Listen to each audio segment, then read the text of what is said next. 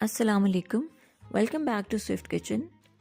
क्या आपने कभी सोचा है कि वो नरम, मज़ेदार और खुशबूदार सिनेमन रोल्स जो आप बेकरी से ख़रीदते हैं अपने घर में बहुत आसानी से बना सकते हैं?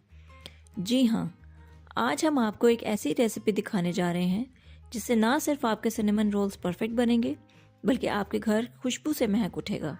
ये वो रेसिपी है जिसे आप एक बार बनाएंगे तो सब आपके हाथ की तारीफ़ किए बगैर नहीं रह सकेंगे।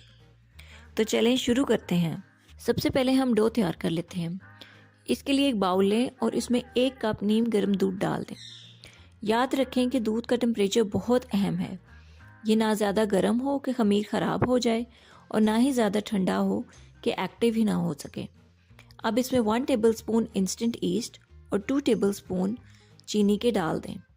इन सब चीज़ों को अच्छी तरह से मिक्स कर लें और 10 मिनट के लिए रख दें। जब आप देखें कि ख़मीर झाग बनाना शुरू कर रहा है तो समझ जाएं कि ये बिल्कुल तैयार है। अब इसी बाउल में ½ टीस्पून नमक, 1/4 कप मेल्टेड बटर और 1 अंडा शामिल करके मिक्स कर लें। इसके बाद इसमें 3.5 कप के बराबर मैदा आहिस्ता आहिस्ता करके मिक्स करें और एक नरम सी डो तैयार कर लें। याद रहे कि आपकी डो बहुत ही सॉफ्ट और स्मूथ होनी चाहिए, इसलिए इसको अच्छी तरह से गूंदें। और अगर डो ज़्यादा चिपचिपी हो तो इसमें मज़ीद मैदा ऐड कर लें, लेकिन याद रखें कि डो नरम ही होनी चाहिए क्योंकि इस तरह से रोल्स भी नरम बनेंगे।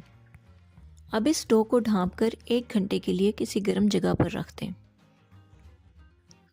तो जब तक डो राइज हो रही है हम सिनेमन रोल्स की फिलिंग बना लेते हैं।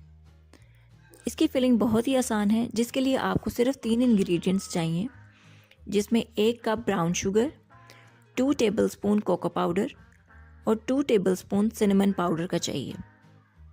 इन तीनों चीज़ों को आपस में अच्छी तरह से मिक्स कर लें और इसकी आप फिलिंग अच्छी तरह से तैयार कर लें।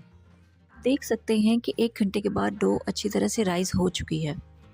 अब इस डो को निकाल लें और बेलने की मदद से इसको रेक्टेंगुलर शेप में बेल लें। डो को रेक्टेंगुलर शेप देने के लिए आप नाइफ़ का इस्तेमाल कर सकते हैं।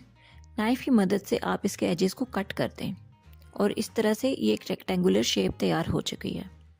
अब आप रूम टेम्परेचर पर 4 टेबलस्पून के बराबर बटर लें और इसको डो पर इवनली स्प्रेड कर दें।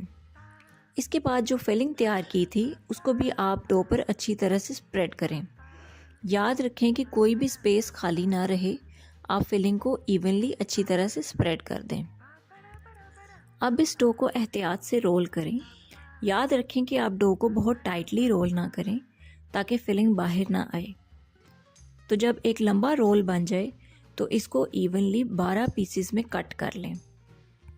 अब इन कटे हुए रोल्स को एक ग्रीस की हुई बेकिंग डिश पर फैला दें और याद रखें कि आप रोल्स के दरमियान में मुनासिब फासला छोड़ें ताकि वो राइज होकर अच्छी तरह से बेक हो सकें।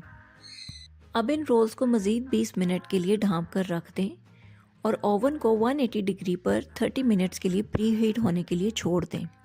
20 मिनट के बाद इन रोल्स को प्री हीटेड ओवन में डाल दें और उसको 20 से 25 मिनट के लिए बेक होने के लिए छोड़ दें, यहाँ तक कि रोल्स की सरफेस ब्राउन कलर की हो जाए।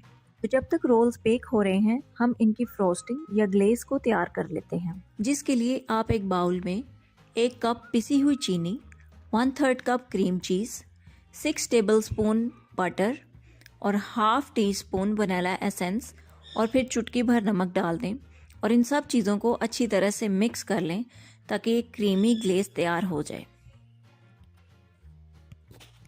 जब रोल्स बेक हो जाएं और थोड़े से ठंडे हो जाएं तो इन पर तैयार किया हुआ ग्लेज अच्छी तरह से स्प्रेड कर दें।